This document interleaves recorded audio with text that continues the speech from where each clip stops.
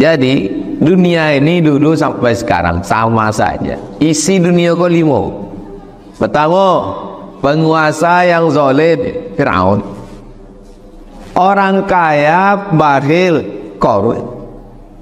Orang cerdas tapi menjilat, Firaun, Haman. Tokoh agama menjilat kekuasaan, Bal'am. Pejuang kebenaran yang selalu teraniaya, Musa. Ini cuma 5 je isi dunia. Yang perlu buat bini orang 5. Bini Firaun, bini Qarun, bini Haman, bini Bal'am, bini Musa. Tak banyak isi dunia. Dia bukan baru kan 5 aja. Ada Firaun, ada Qarun, ada Haman, ada Bal'am, ada Musa. Kalau tersinggung berarti Firaun. I don't have every person. Demikian. Bagaimana rajin ibadahnya? Man salatuhu lam tanhahu anil fahsya wal munkar. Siapa nan sembayangnya indak mengubah perbuatan keji dan munkar, falam yazdad illa bu'dan. Nya makin jauh dari Allah SWT. Cuba awak tengok 3 ibadah dalam Islam. Salat, puasa, haji. Apa tujuan salat? Inna salata tanha anil fahsya wal munkar. Apa tujuan puasa? Kutiba alaikumus siyam kama kutiba alal ladzina min qablikum la'allakum tattaqun. Apa tujuan haji? Faman farada fihinal hajja fala rafasa. Jangan jahat seksual. Wala fusuqa. Jangan jahat non seksual. Wala jidal. Jangan jahat mulut. Bismillahirrahmanirrahim. Assalamualaikum warahmatullahi wabarakatuh.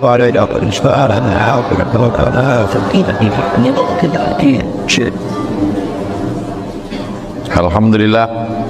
Allahumma salli ala Sayyidina Muhammad wa ala ali Sayyidina Muhammad. Saya punya anak laki-laki sudah berkeluarga. Ketika saya nasihati, dia membantah karena merasa pendidikannya lebih tinggi. Apakah saya tetap menasihati atau bagaimana Pak Ustaz?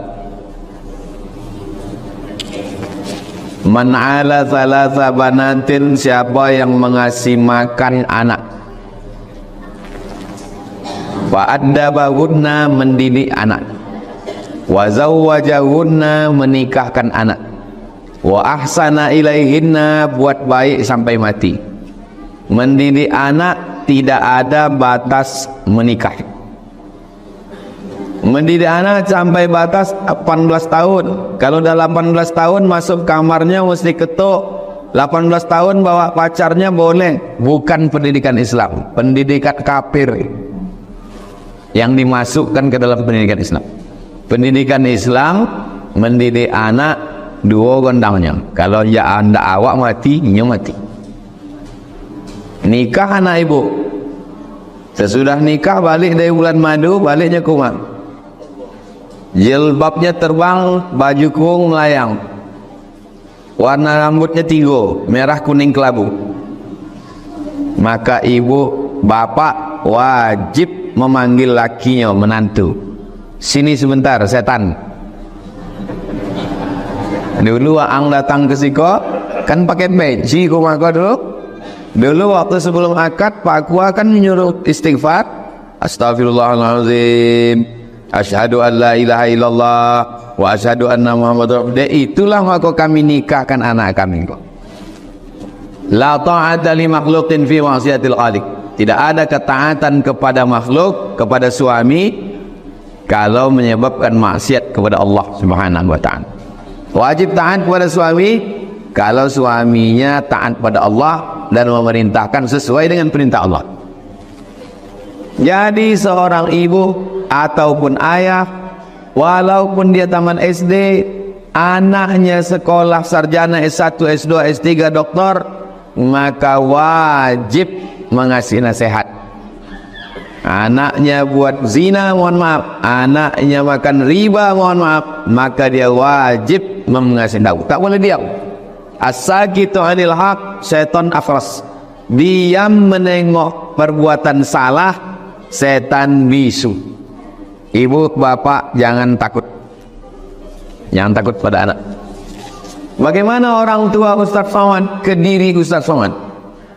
Ambo tinggal sama emak ambo yang meninggal umur 70. Diimbaunya ambo, sikawang waang jangan macam-macam selama ambo ini. Nanti kalau ambo lah mati, buat lah macam-macam.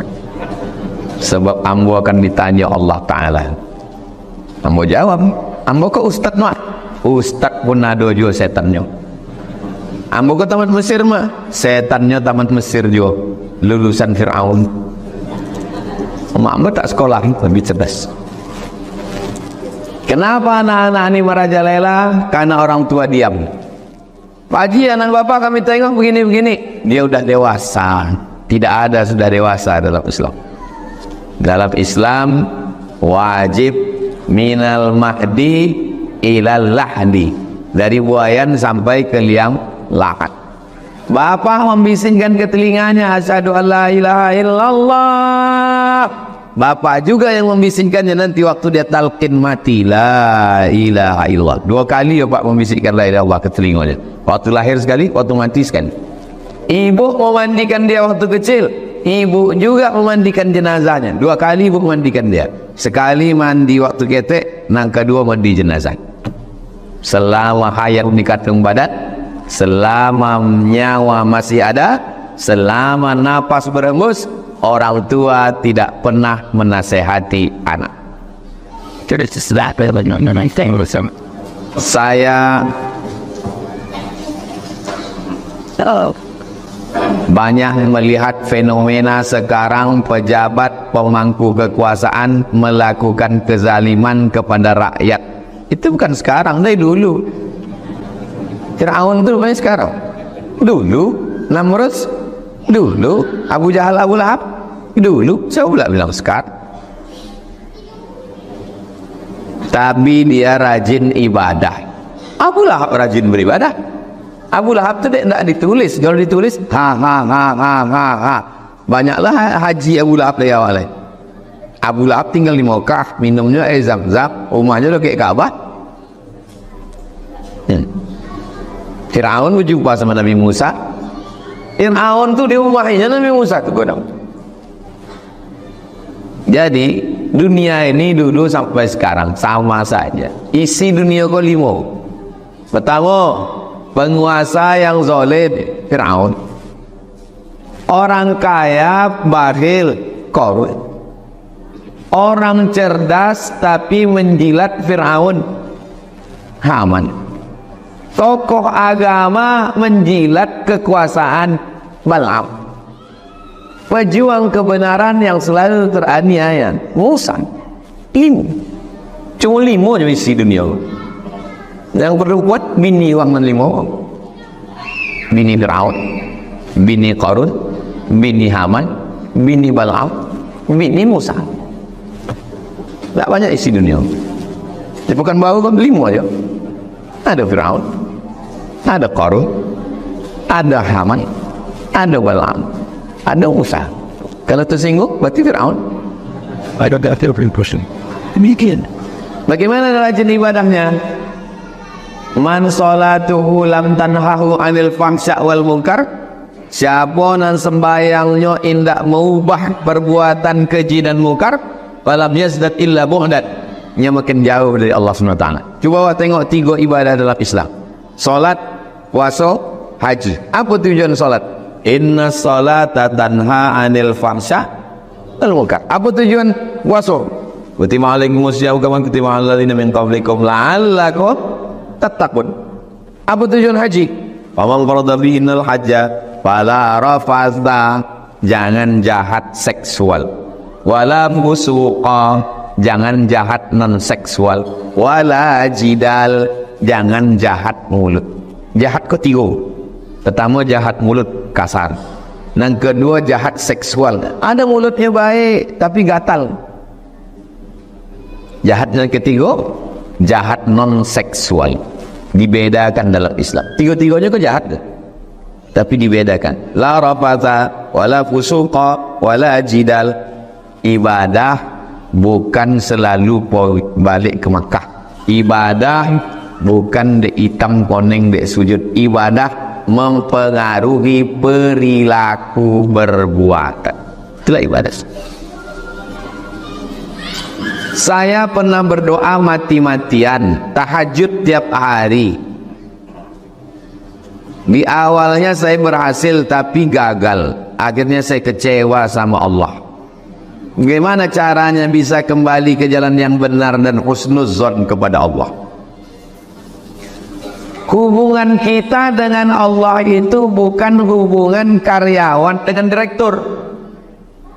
Hubungan karyawan dengan direktur, kalau masuk jam 8, kalau jam ampe, gajinya 3 juta. Kalau tambah lembur 5 juta.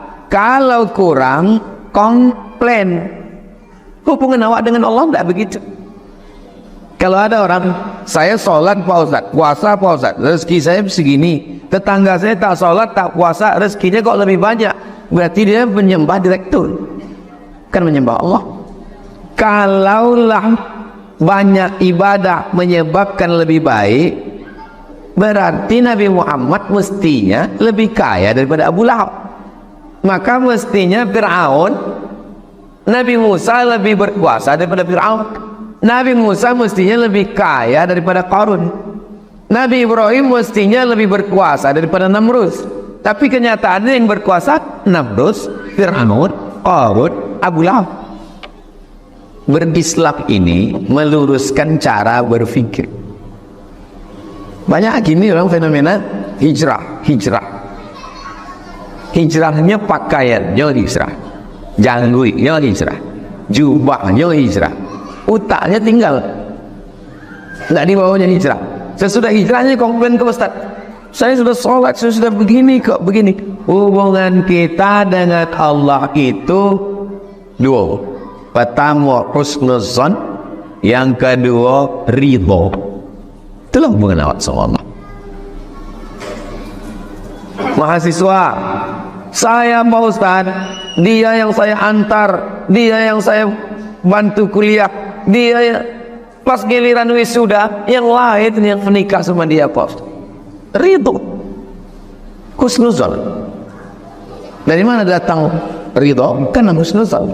Dari mana datang husnuzon? Karena ma'rifatullah, mengenal Allah. Tak kenal maka tak sayang. Kenapa bapak tak marah sama ibu? Karena bapak kenal baik sama ibu. Kenapa ibu tak marah sama bapak? Karena kenal. Maka mengkaji wujud, qidam, baqa, mukhalafatul hawadis, qiyamu bi nafsihi wa daniyah, qudrat, iradat, ilmun, hayat, sama, basar, kalam. Minta ustadznya dari ETWU, Ustaz Allah. Minta kan ustadz dari ETWU mengajar di siko kajiannya ma'rifatullah, wujud, qidam, baqa, supaya kenal dengan Allah. Setelah kenal dengan Allah, tahu bahwa keputusan Allah ini baik untuk awak, dan kita menerimanya dua. Yang pertama husnuzon, yang kedua ridho. Ridho itu cuman, ridho itu gini, mayat dimandikan orang pemandi jenazah, waktu dicucuk hidungnya melawan apa enggak? Enggak kan? Itulah ridho. Kalau masih melawan enggak ridho. Tapi bukan gara-gara itu lalu kita semuanya tidak beramal. Bukan berarti besok pagi bapak tak kerja, ditanya oleh ibu, bapak tak kerja, ridho. Itu bukan ridho, bohong. Ridho itu maksudnya kita bekerja, berusaha, kalau sesuai keinginan awak dengan kenyataan, berarti Allah ingin awak bersyukur. Kalau tak sesuai keinginan awak dengan kenyataan, berarti Allah ingin awak bersabar. Dua-duanya elok. Apa yang elok bagi awak bukan menurut kita. Yang elok bagi hamba bukan menurut saya, menurut Allah. Itulah makna inna sholati wa nusuki wa mahyaya wa mamati. Anak budak ketek 5 tahun minta pisau di dapur. Wah, minta pisau. Ibu kasih apa tidak? Tidak. Menurut anak itu dan elok pisau. Menurut ibu pisau pun tidak elok. Yang terjadi menurut anak atau menurut ibu? Menurut ibu. Bagi anak tak elok, bagi menurut ibu elok. Elok nanda elok itu menurut awak, menurut Allah. Itu maka kita serahkan semua kepada Allah. Allahu Akbar. Kini banyak orang berdoa memaksa Allah. Ini punya rencana, dipaksanya Allah. Anak-anak muda ingin nikah, dipaksanya Allah. Ya Allah, hamba ingin nikah dengan dia. Kalau dia tidak jodoh hamba, jadikan dia jodoh hamba. Kalau ada jodohnya, matikan jodohnya. Kau bukan orang bertauhid. Hubungan awak dengan Allah bukan memaksa. Hubungan awak sama Allah bukan antara pejabat dengan ASN. Hubungan awak dengan Allah bukan antara direktur dengan karyawan. Hubungan awak dengan Allah itu husnuzan dan ridho. Setelah ikhtiar. Kalau tidak pakai ikhtiar, jabariyah namanya. Kalau tidak ada ikhtiar, qadariyah namanya. Kalau ikhtiar baru ridho, ahlus sunnah wal jamaah. 3. Tidak ada pakai ikhtiar, ridho saja, jabariyah. Tidak ada pakai ridho, ikhtiar saja, qadariyah. Berikhtiar, setelah itu tawakal pada Allah, ridho, itu namanya ahlus sunnah wal awak ahlus sunnah wal jamaah. Awak buat apa rencana awak, setelah itu awak serahkan pada Allah Subhanahu wa ta'ala. Bagaimana cara kita sebagai remaja milenial membangun identitas diri di era globalisasi untuk menyesuaikan diri? Dan peran apa yang bisa dilakukan menjadi pemimpin yang baik, membawa perubahan positif di masyarakat? Membangun identitas diri di era global ini, pergaulan jaga 3. Pergaulan lingkungan, dekat masjid, datang ke masjid. Pergaulan di tempat kerja, di kampus, kalau masih kuliah, dekat dengan rohis, dekat dengan pemuda hijrah. Lingkungan yang ketiga, sosial media, grup-grup WhatsApp, tengok ini grup Jannatul Firdaus atau grup Jahannam Khalidina Fiha Abada. Grup SD, grup SMP, grup alumni, grup kekeluargaan, grup geng, grup yang membuat awak makin dekat dengan Allah atau makin jauh. Ini menyesuaikan ini. Bagaimana pemimpin bisa membawa positif di masyarakat?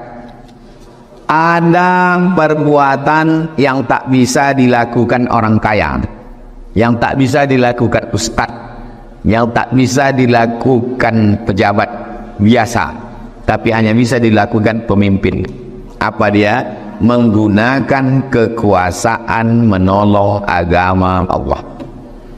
Orang berobat mahal, kasihkan ambulan gratis, kartu sehat, berobat sehat. Apa yang bisa dilakukan? Kirimkan mahasiswa ke Al-Azhar Mesir 10 orang setahun. Setelah dia belajar di Mesir 4 tahun, balik, buatkan Islamic Center, TK, SD, SMP, SMA, sekolah tinggi agama Islam. Itu tak bisa dilakukan pegawai biasa, tak bisa dilakukan ustaz, tapi bisa dilakukan orang yang punya kekuasaan. Maka kalau ada orang mengatakan kekuasaan ini haram, politik ini jahat, nanti diambil orang sekuler, liberal, komunis, ateis, agnostik, syiah, wahabi, khawarij, murjiah. Mesti dipegang orang ahlus sunnah wal jamaah. Apakah gugur kewajiban sholat zuhur bagi wanita kalau ikut sholat berjamaah Jumat? Ibu yang mendengar khutbah tadi, setelah itu sholat Jumat, maka ibu tidak sholat zuhur lagi. Tapi ibu sholat zuhur, sholat Jumat tidak wajib. Kalau ibu tadi dengar khutbah, ikut sholat Jumat, ibu tak sholat zuhur lagi, karena sudah diganti dengan Jumat. Di Makkah perempuan sholat Jumat, di Maroko perempuan sholat Jumat, di Mesir perempuan ada sholat Jumat, tapi tak banyak. Kenapa perempuan tak wajib sholat Jumat? Kalau perempuan sholat Jumat, balik Jumat lakinya darah tinggi, tidak ada makan siang. Itulah kenapa ibu di rumah sholat zuhur. Apakah boleh wanita rutin mengikuti sholat Jumat setiap pekannya? Anaknya tak ada, suaminya meninggal, dia sudah tua, di rumah dia sendirian, datang dia sholat Jumat, duduk dia di belakang mendengarkan khutbah. Suaminya ada, nanti pulang sholat Jumat mau makan, dia ikut sholat Jumat, balik suami mau makan tak ada, dia pulang sholat Jumat, suruh Ustaz Somad, abon nonton lagi. Terakhir, ambo diberitahu jam 1.30 izin mengenai jamak qasar dalam perjalanan. Apakah kita gunakan keringanan sementara perjalanan kita berwisata? Pertama, perjalanannya bukan maksiat. Yang kedua, jaraknya jarak qasar salat.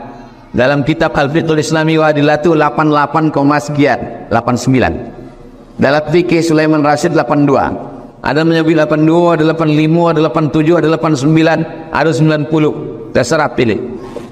Perjalanannya 82, 83, 88, 89. Tidak maksiat, baru boleh qasar.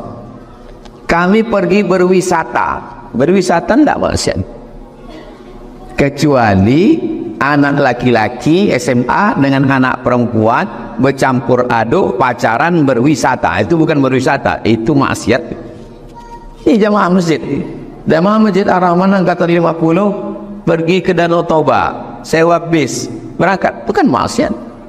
Menengok alam yang indah, pergi ke Bukit Tinggi, tidak maksiat. Jarak lewat 82 km, qasar. Zuhur 2 rakaat, asar 2 rakaat, isya 2 rakaat, maghrib tetap 3, subuh tetap 2. Setiap waktu sholat memungkinkan kita untuk berhenti karena masjid juga banyak. Ilat sebab hukum qasar itu bukan naik mobil atau naik unta, bukan naik ini. Maka banyak orang sekarang, kau jaman tak qasar. Saya tidak qasar Pak Ustaz, karena sekarang naik mobil. Ilat sebab hukumnya bukan mobil, tapi safar, musafir. Asal ada musafir, walaupun naik private jet, walaupun naik helikopter, walaupun naik buruk. Bukan masalah naik unta atau naik kudu. Kalau naik unta qasar, kalau naik mobil tidak. Nah, itu fikih mazhab kelima tuh. Yang penting ada musafir. Yang kedua, jaraknya jarak qasar salat 82 ke atas, maka dia ambil rukhsah. Tapi kalau ada yang mengambil itu dibuatnya ampe, tidak salah. Tapi dalam mazhab Syafi'i, Allah suka kalau awak ambil rukhsah ikut. Ambo bisa berjalan sama Ustaz Al-Nam atau sama Kiai Haji Dr. Hanafi.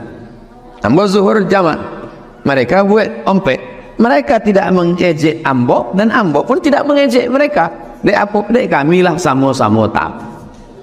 Kamu tidak akan menyindir, Ustaz buatlah dua, bukan dosa. Mereka pun tidak akan menyindir lah. Ustaz kan tidak naik unta, buatlah ompek. Tidak. Itulah pentingnya wak sama-sama mengais. Jadi kalau Ustaz ambo musafir, maka ambo qasar 2 rakaat. Walaupun ambo naik mobil, walaupun ambo naik pesawat, walaupun ambo naik helikopter, maka tetap awak. Walaupun mobil itu bisa berhenti di mana, karena sebabnya dua. Pertama musafir, yang kedua jaraknya sudah lewat jarak qasar semua. Gimana sebaiknya Pak Ustaz? Ya sebaiknya qasar. Tapi saya tak mau qasar, tak usah qasar. Gue tamam ompe. Tapi tidak menyalahkan orang karena perbuatan itu tidak salah. Mudah-mudahan awak saudara istiqomah insyaallah. Amin ya rabbal alamin. Ala hazihin niyah, untuk niat yang baik-baik. Al-Fatihah. A'udzubillahi minasyaitonir rajim. Bismillahirrahmanirrahim. Alhamdulillahi rabbil alamin. Arrahmanir rahim. Maliki yaumiddin. Iyyaka na'budu wa iyyaka nasta'in. Ihdinas siratal mustaqim, siratal ladzina an'amta 'alaihim ghairil maghdubi 'alaihim waladdallin. Amin. Allahumma anzil rahmata wassalamata wal barakata ala hadhil jama'ah. Turunkanlah keselamatan, kerahmatan, keberkahan kepada seluruh jamaah ini ya Allah. Allahumma anzilna munzalan mubarakan wa anta khairul munzilin. tempatkan kami di tempat yang baik. Engkaulah sebaik-baik penempatnya, ya Allah. Allahumma dafa'an al-ghala wal waba wal fahsya wal riba wal zina wal munkar. Selamatkan kami dari narkoba, dari zina, dari riba, dari perbuatan keji dan munkar. Waqtim bis salihati amalana, tutup umur kami dengan husnul khatimah. Rabbana hab lana minas salihin, jadikan anak keturunan kami anak-anak yang saleh dan salihah. Rabbana hab lana min ladunka dzurriyyatan thayyibah, jadikan anak cucu kami sampai hari kiamat orang baik-baik semuanya, ya Allah. Rabbana hab lana min azwajina wa dzurriyyatina qurrata a'yun, jadikan pasangan hidup kami, suami istri, istri melihat suami, suami melihat istri, qurrata a'yun, sejuk dipandang mata dan menenangkan hati kami, ya Allah. Allahumma kama jama'atana fi hadzal makanil mubarakin, sebagaimana Engkau kumpulkan kami di tempat yang berkah ini, fajma'na ma'al habibil mustafa fi jannatikal ula, kumpulkan kami di surga jannatul firdaus bersama Nabi Muhammad sallallahu alaihi wasallam. Rabbana atina fid dunya hasanah wa fil akhirati hasanah wa qina adzabannar. Wa sallallahu ala sayyidina Muhammad wa ala alihi washabbihi wasallam. Walhamdulillahi rabbil alamin. Taqabbalallahu minkum wa minkum taqabbal ya karim. Nanti malam awak bersuara di Masjid An-Nur, maghrib berjamaah. Ada Habib Muhammad bin Anis dari Malang, ada Ustadz Salim Afillah dari Yogyakarta, ada Ustadz Luqmanul Hakim dari Pontianak, ada Ustadz Das'at Latif dari Makassar, ada Ustadz Somad dari Mupanjang. Menangkap puyuh demikian Selasih. Thank you dan terima kasih. Assalamualaikum warahmatullahi wabarakatuh.